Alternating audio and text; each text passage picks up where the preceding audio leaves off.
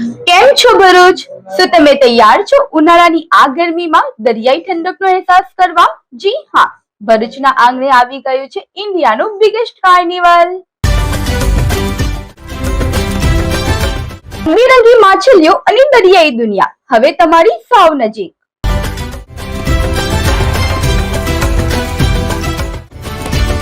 Under water તળાવમાં પ્રવેશતા જ તમને લાગશે કે તમે ખરેખર દરિયાના પિટારમાં આવી ગયા છો.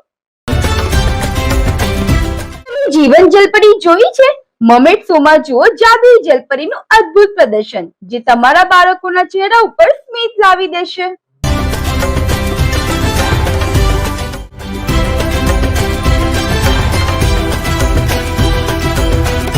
વોટરફોલ ઝોનની મસ્તી અને રોમાંચક રાઇડ્સમાં ખોવાઈ જવાની મજા જ કંઈક અલગ. 15 થી વધુ ફૂડ સ્ટોલ્સ પર માનો ચટાકેદાર વાનગીઓ. 55 થી વધુ એક્સક્લુઝિવ સ્ટોર પરથી કરો તમારી મનગમતી ખરીદી. તમારી ફેમિલી અને ફ્રેન્ડ સાથે બનાવો આ વીકેન્ડની યાદગાર ઉનાળાની સાંજ કાર્નિવલના નામે. તો તમે ક્યારે આવો છો માછલીઓ અને જલપરીઓના અદ્ભુત મેળામાં?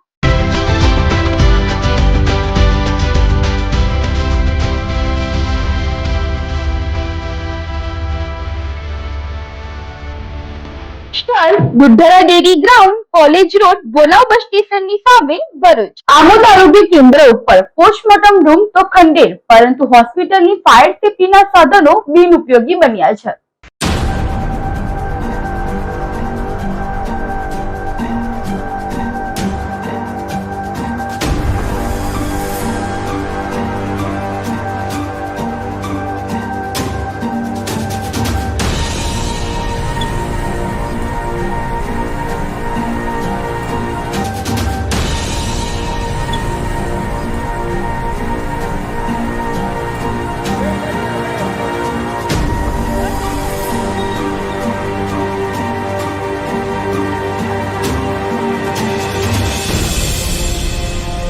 ગુજરાતમાં સુરતની તક્ષશિલા કાંડ, રાજકોટમાં ગેમ ઝોન કાંડ અને હવે ભરૂચમાં પણ વેલફેર હોસ્પિટલના અગ્નિકાંડ બાદ સમગ્ર ગુજરાતમાં ફાયર સેફટી હોસ્પિટલો, એપાર્ટમેન્ટો, શૈક્ષણિક સંસ્થાઓ, કોલેજોમાં ફરજિયાત છતાં પણ ભરૂચ જિલ્લાના આમોદ તાલુકાના આરોગ્ય કેન્દ્રના અલગ અલગ બિલ્ડિંગમાં સંપૂર્ણ ફાયર સેફટી માટે લાલ પાઇપો લગાવેલી, પરંતુ સેફટીના સાધનો કટાયેલા, પાણી પણ ન આવી શકે અને ઇમરજન્સી વખતે કામ ન લાગી શકે અને પાઇપનું જોડાણ પણ નથી. સાથે લાલ પાઇપ ફાયર સેફટીના તપાસો કરતા સંપૂર્ણ સાધનો કટાયેલા અને ધૂળ ખાતા હોય અને આ ફાયર સેફટીના સાધનો બંધ કેમ છે?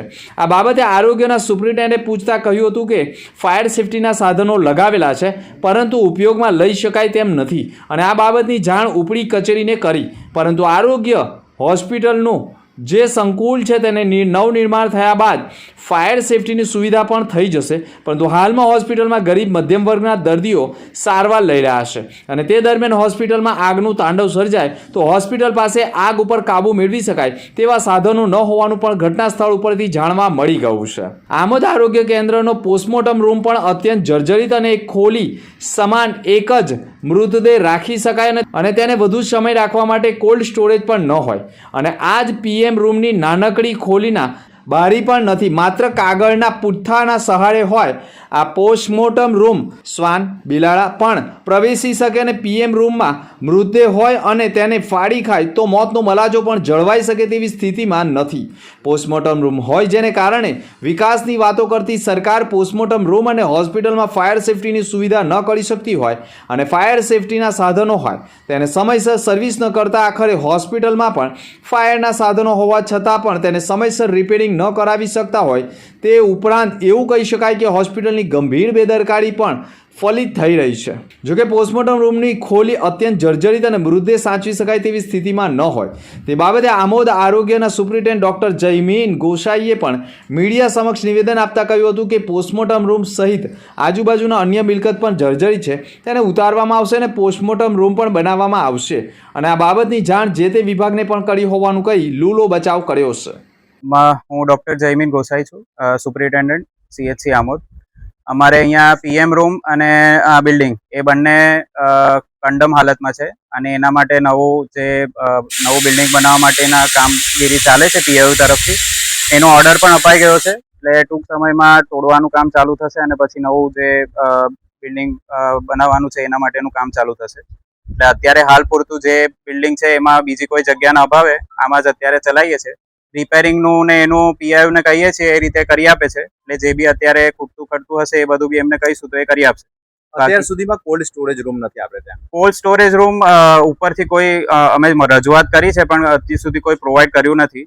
બાકી કોલ્ડ સ્ટોરેજ આપશે તો એ અત્યારે નવો બિલ્ડિંગ આવશે એમાં આપશે તો મેન્ટેન થશે.